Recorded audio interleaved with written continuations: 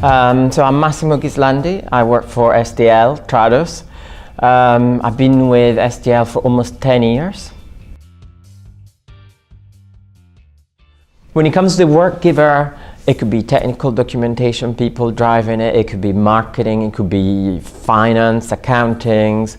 I've seen all sorts of things. One exercise we did a few years back that is really interesting, asking some of our sales guys to take out all the business cards and check who we sold to over the years. And I think what is very interesting is the diversity of people at the work giver, the corporate or government, that get involved in pushing a localization project, in fact initiating the localization project. If you're selling, I don't know, web content management, you might have a few titles. If you're selling specific IT software, again, you know, normally when you sell something, you've got a pretty clear target. But when it comes to localization, selling localization, the people who you're gonna get involved is very, very, very, very, very varied. It's just amazing. What is the future of the language industry, the language business? Always hard to predict. I would say there are some forces that I see in a lot of industry. I think industry, no matter where you are, what you do, what company you work for, unless you are working for one of the very, very lucky few who are raking billions and billions of pounds or dollars in profits, I think for many businesses, money is tight, cost is an issue. So there's definitely a cost pressure. I think that comes through the localization industry as well. I think there's a deadline pressure.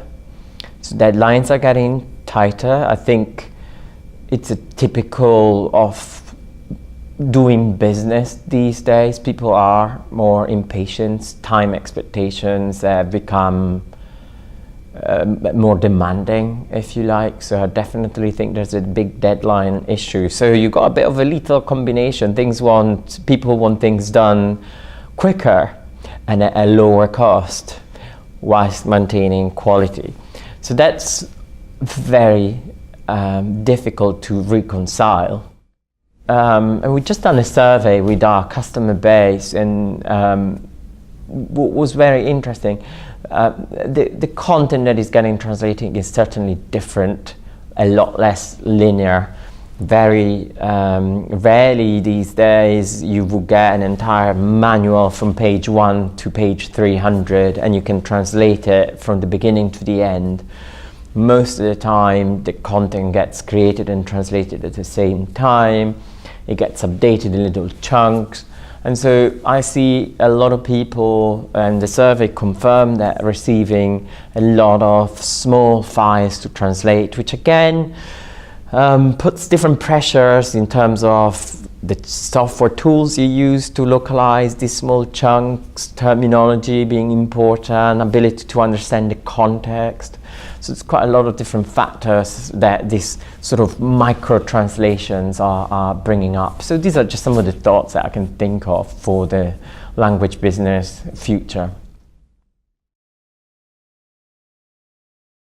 I think the language businesses need to make sure they have, I know I would say this coming from SDL, of course, they need to have the right technology. They do need to use technology. Unfortunately, I think it's unavoidable, although this is a job that can be done without technology. You can translate with pen and paper.